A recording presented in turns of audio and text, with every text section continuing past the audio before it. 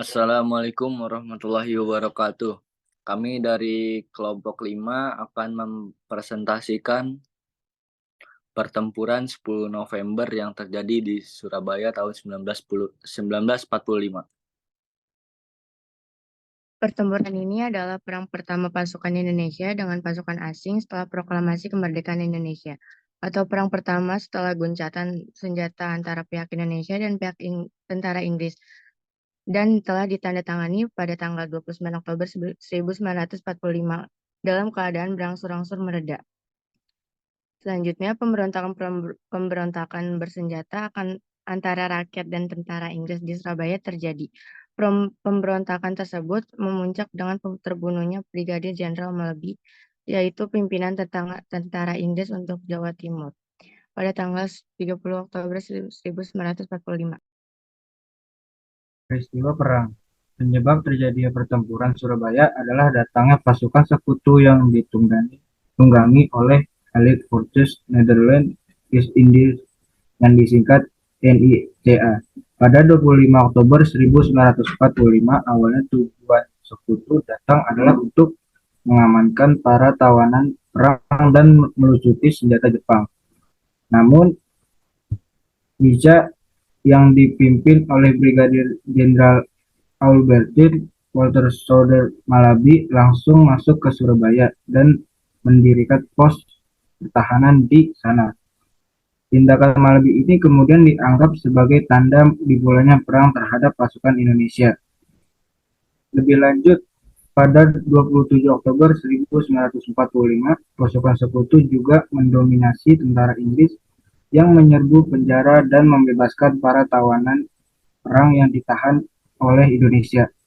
Tidak hanya itu, pasukan sekutu juga menyebarkan pamflet berisi perintah agar masyarakat Indonesia segera menyerahkan senjata yang mereka miliki. Masyarakat Surabaya yang telah dipenuhi amarah tentu saja menolak perintah tersebut dan segera melancarkan perlawanan. Satu hari setelahnya, pada 28 Oktober 1945, pasukan Indonesia yang dipimpin oleh Bung Tomo menyerang pos-pos pertahanan sekutu. Mengeluarkan ultimatum. Setelah berjuang sampai titik darah penghabisan, Jenderal Malabi berhasil dijatuhkan pada 31 Oktober 1945. Tewasnya Malabi kemudian menyulut emosi pasukan sekutu. Pengganti Malabi, Mayor Jenderal Eric Carden Robert Masek, lantas mengeluarkan ultimatum 10 November 1945. Isi ultimatum tersebut adalah perintah kepada pasukan Surabaya agar segera menyerahkan persenjataan dan menghentikan perlawanan. Apabila tidak dipatuhi, sekutu mengancam akan menghancurkan Surabaya dari darat, laut, dan udara. Selain itu, semua pimpinan bangsa Indonesia dan para pemuda di Surabaya harus datang paling lambat pada 10 November 1945 pukul 06.00 pagi di tempat yang sudah ditentukan. Puncak pertempuran Surabaya ultimatum yang dikeluarkan pihak sekutu tidak dihiraukan oleh para pejuang Surabaya, sehingga puncak pertempuran terjadi tanggal 10 November 1945.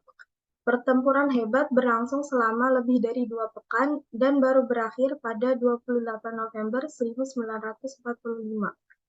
Dalam pertempuran ini setidaknya ada 20.000 orang dari pihak Indonesia gugur dan 1.500 orang dari pihak sekutu.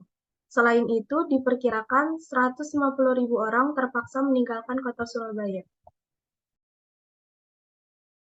Selanjutnya ada dampak bagi Indonesia, yaitu ada dampak positif, yaitu mengubah cara pandang Inggris dan Belanda terhadap Indonesia. Kedua, ada siaran radio Bung Tomo menjangkau keluar Indonesia dan mendapat bantuan. Dampak negatifnya yaitu banyak memakan korban jiwa.